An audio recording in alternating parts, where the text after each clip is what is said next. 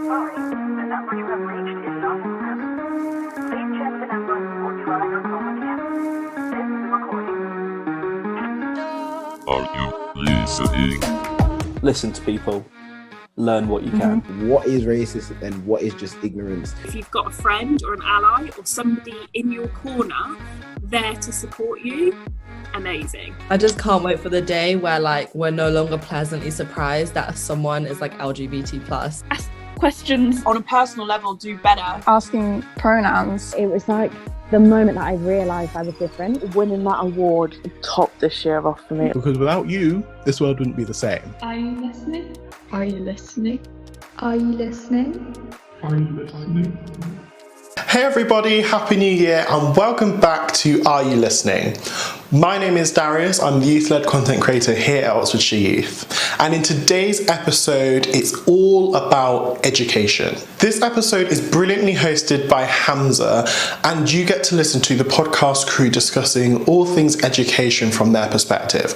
But before we get into that, I just want to thank them all specifically for this episode. Talking about and reflecting on going through the education system can be quite triggering for so many people for so many different reasons. So we really do appreciate you for speaking about this because I know it was difficult. When we planned and recorded this episode, it was way back in September, right in the midst of back to school season. And on top of that, we had just had A-levels and GCSE results that came out. As a whole, results day showed an improvement in grades since 2019. However, a slight decline since 2022. Interestingly, in August 2023, right around results day, UCL put out a new study about the correlation between academic pressure and young people's mental health. This is something that young people are hyper aware of, and you'll become very aware of it when listening to this episode. Even though it's stated within this study that more development is needed to fully prove the direct correlation between academic pressure and the increase in mental health problems, this does highlight one thing, that policymakers really need to pay attention to young people's mental health when they're going through the education system. During our planning meeting before recording this episode, we saw a clip on TikTok of Gary Neville speaking on BBC News. In this, he was actually criticising A-level assessments, saying that it's prehistoric and no longer fit for purpose. This got us all thinking about the long-term effects that education has on young adults. This is what Gary had to say. I have a different belief around exams. I don't believe you should work for 16 years at school and at college and then it all depend upon a 2-hour assessment. I think it's prehistoric. I honestly believe that it needs ripping up. I think you should be judged over your body of work. There is easy ways to gain consistency in assessment through marking people's work and that they do over their coursework. And that does happen, obviously, at schools and at universities. Part of your grading does come from your coursework. But I believe that we need to move it all towards that. Because one thing I do agree with Gillian on is that actually in 10 years' time, no employer is going to look at your GCSE results, your A-level results. They're going to look at your experience that you've had in the workplace. But to get into the workplace in the first place, you may be judged upon what you've actually achieved in these results. And I think what you should have is a career passport, a body of work that you should be able to be proud of, that you should be able to refer to your employers and they should be able to look at. They're not going to look at an exam which is so robotic and methodical and is out of date, I believe, in 2023. Now, whether or not you agree with Gary's sentiment or not, it's very evident that something needs to be improved with the education system because this is something that we keep seeing recurring. Many people going through education and coming out kind of questioning why did I even do this? Many have had positive experiences within education, however, many have not. When planning this episode, we actually conducted a small survey on our social media, but also within our staff team here at Oxfordshire Youth. We found out that about 30% of all of the people that got involved in this poll actually had a positive experience in education. But that also means that about 70% did not. Why is that? I'm going to hand over to Hamzah and the rest of the podcast crew so you can find out how they feel about the education system. What's good, everybody? Welcome to the Are You Listening podcast, the podcast for young people by young people. My name's Hamzah. I'm 20 years old. I am a songwriter, lyricist, rapper, singer, writer, and mental health and education activist. And speaking of education, this is today's topic, all about education, the current state of the education system, what we think about it, talking about some of our own experiences within the school system. And I have some great friends here with me to talk about it. So, starting with Esah, could you please introduce yourself? How are you today? Hi, Hamzah. I'm good, thank you. And my name's Esah. I'm 18 years old and I'm a member of this podcast crew. Hi, I'm Sid. I'm 17 and I'm a music artist, rapper.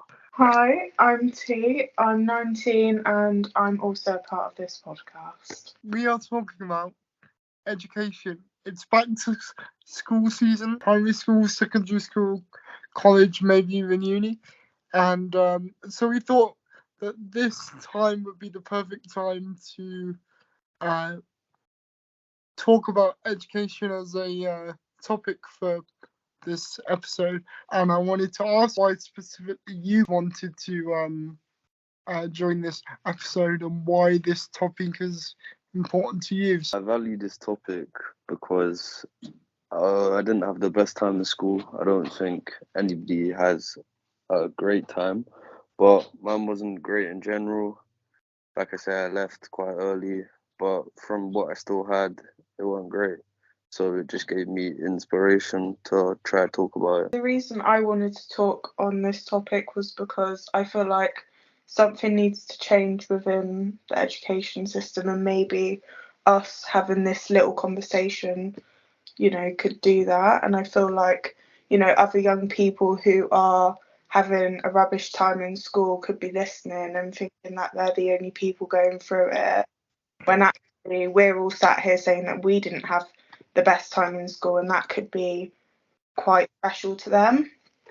The reason I joined this episode was because I've been in academia ever since, and I've been in lots of ups and down situations in school, but that's why I just joined this episode to talk about it.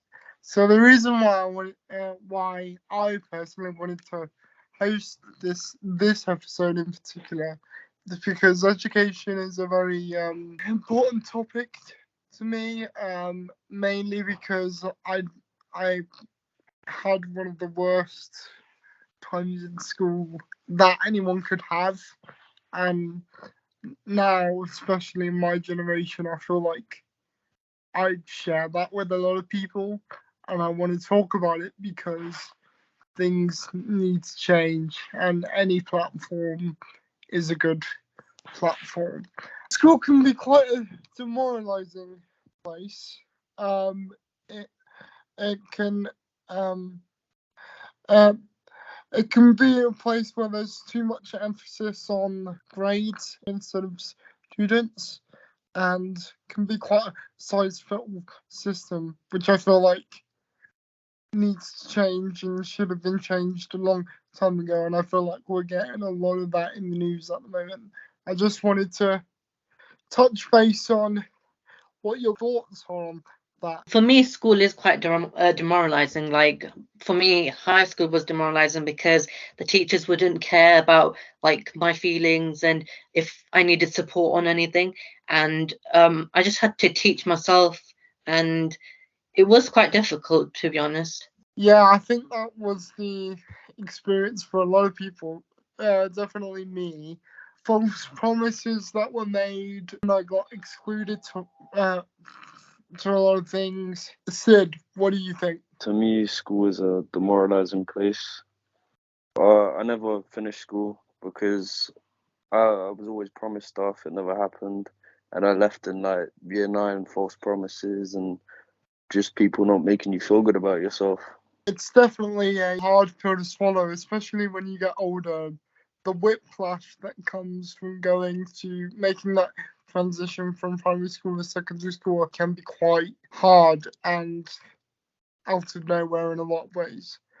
T, what was your experience like? My experience was you know, a lot like all of what you guys are saying. And I also left school actually at the end of year 10, mainly because I wasn't very academic, and schools now their main focus is exams. It was horrible. I just feel like I didn't feel supported at all in school, and the support that I got, it was just like, it felt like they had to support me because that was their job, kind of thing. It didn't felt like they actually cared. So I just feel like it just wasn't a really good experience for a lot of young people, and especially me. Now more than ever, this generation is the generation who almost universally, in my opinion, are having a terrible time in school, because not only is funding getting cut, programs getting cut that could keep kids with bad home environments out of trouble are getting cut. Especially in my case, I just read that special needs programs all around the country are getting cut. So if this trend keeps continuing, then people like me may not even get the chance to go to college because they won't have that support. That breaks my heart. Pretty much all of you said something needs to change. I feel like people in education, especially now that we're in 2023 in this generation, I feel like teachers need to stop putting so much emphasis on grades and strict academics, because especially within the last 5 years or so, we've seen many people who are around our age, like 15, 16, drop out of college and make it on their own, whether it's through influencing, whether it's through YouTube, whether it's through entrepreneuring, like Jamal Edwards, for example. I feel like teachers need to stop putting so much emphasis on grades being the only factor for a student to be successful. What do you think about teachers putting so much emphasis on grades and especially exams? You know, what you were just saying, I completely agree with. And I think also what you were saying earlier about when you start working, you know, when you're going to job interviews and stuff, the interviewers don't ask you what your GCSEs were. And when you're at school, they make it out like every single employer, that's the only thing that they're going to care about. But I feel like unless you're going into a job that really does like those results, there shouldn't be so much pressure around it, because it really does affect people's mental health, especially if you've got undiagnosed like learning issues. Like, you might feel really stupid compared to some people. So like, if you fail your exams, you feel like really horrible, and you could get really depressed from that, just because, you know, your whole life's been made out like you need to pass these exams, when actually that's not the way that it should be. Because you can make a life out of anything. You don't have to have your exams. The pandemic was a real eye-opening experience for a lot of people, I think, when it came to education. We'll get into that in a moment. What are your thoughts about the education system putting so much emphasis on grades and succeeding in exams specifically? There's two sides to that. There's like a good side and a bad side. The good side is that they allowing the students to prepare for their future, but then the bad side is that they're putting so much pressure on the students that their mental health gets even worse. Like for me, personally, I was given a lot of stress and things didn't go my way, so I just had to carry on working with what I had. It's a lot of emphasis on it, but a lot of the time it's not even true. Like you'll go for these job interviews most of the time, and sometimes they won't even ask you what GCSEs you got or what you got. But obviously sometimes they will, but a lot of the time they don't even ask. I don't really get it. I had a teacher in secondary school, and I said, "Miss, do you need C in English to be a janitor?" And she was like, yep. And I was like, do you need a C and GCSEs to be a zookeeper? Yep. Once I got out of education, I was like, my mate just got a job as a banker and he didn't even pass his English. I feel like there needs to be a lot less emphasis on good grades equals good job, because that's definitely not true. It's very much more based on how you present yourself when going for the job. Getting that face-to-face experience with your possible employer, I think, is like crucial. I remember you telling all of us during the planning stages of this episode about how teachers say things can affect students really badly. I think that teachers have a really big impact on young people's life, whether you like your teacher or not, or if you have a good relationship with them or not. You know, what they say really does matter, and it will stick with you. Like if a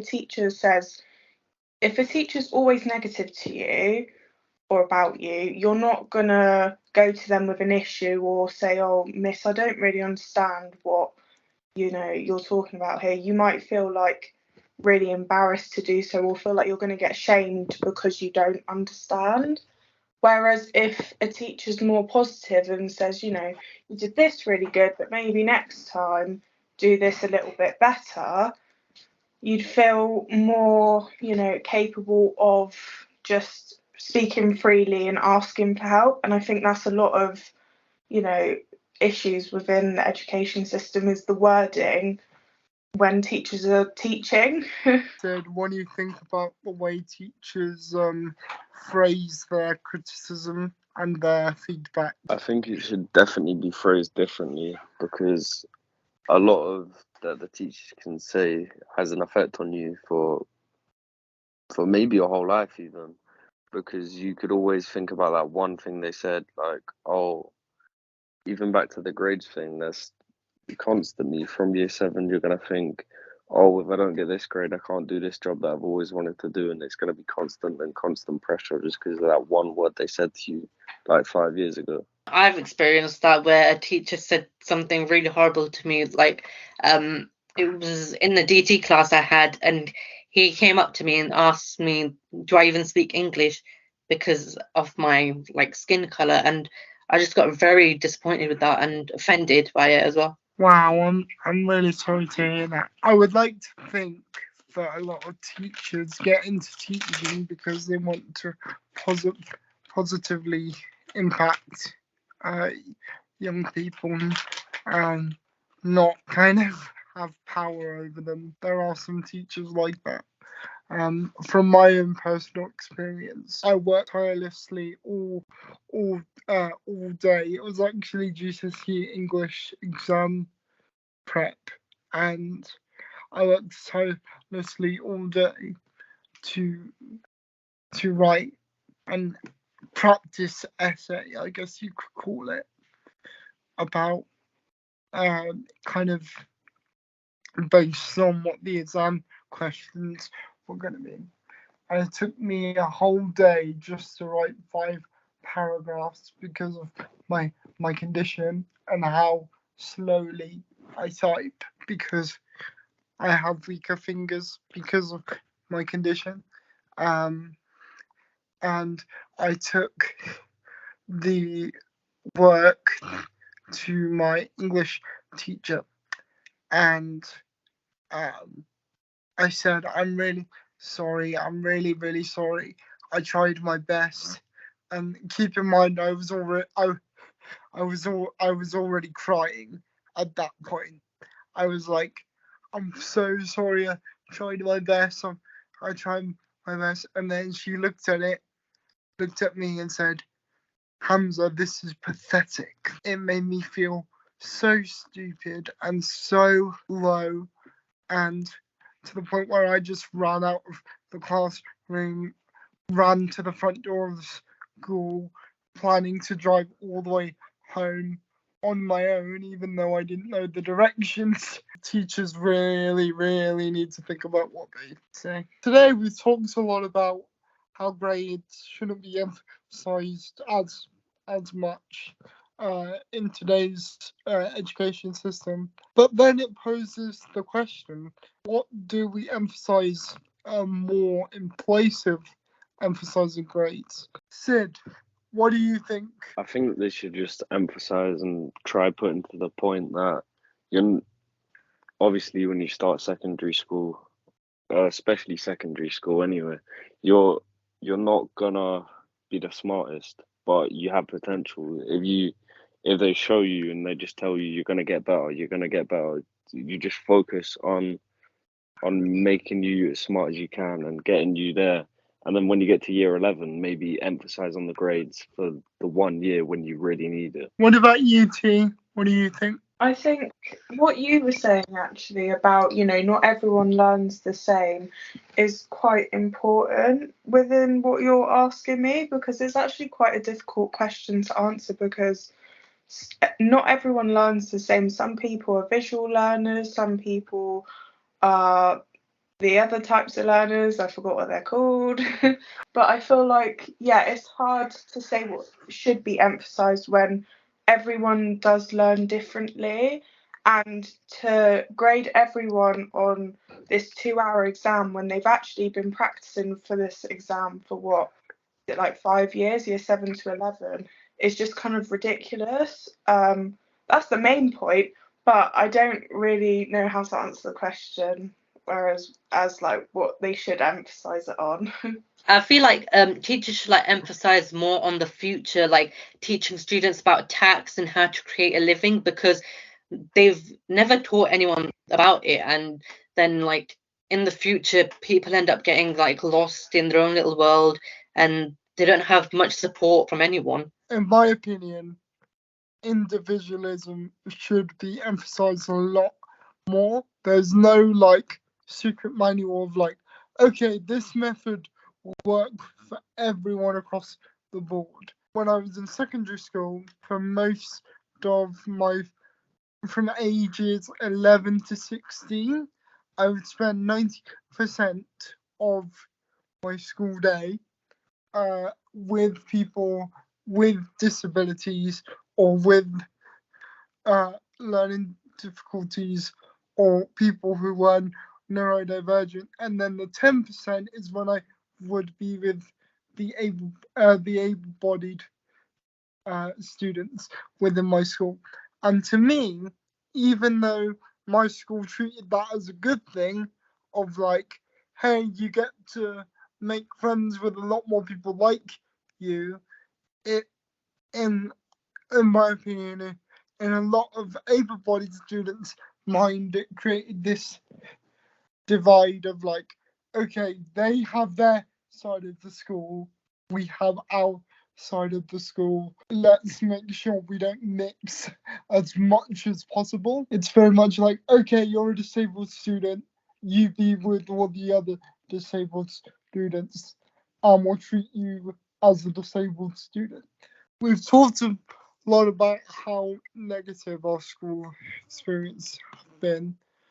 So I was just wondering if any of you guys have had like any positive school experiences that you want to share. I've had positive experiences and negative experiences, but the positive was that I had like a maths teacher. He wasn't actually a maths teacher, but he was a linguistics teacher, but he used to teach maths, and he was such a down-to-earth guy before he died, and he would like always support me with any work I had, and he'd always be lively, and he'd always just come around and talk if just in general. And like when he died, it was quite sad because it's like I saw him a day before, and it just like changed everything I felt about the school. Oh man, that must have been tough.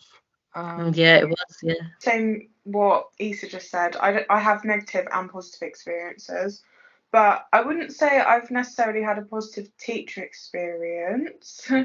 I would say that Actually, overall, I've made some really good and lifelong friends from school, and I feel like we've stayed good friends because we had the same experiences in school. So even now, like when I meet up with them, we talk a lot about positive things that did happen in school, and I guess I can kind of thank my school experience for those friends, maybe. Really the same, had positive and negatives, but positive for me was a person. My head of year was always there for me. He'd come and get me from lessons if I got sent out, or he'd let me sit in his room all the time, and he would just help me through everything.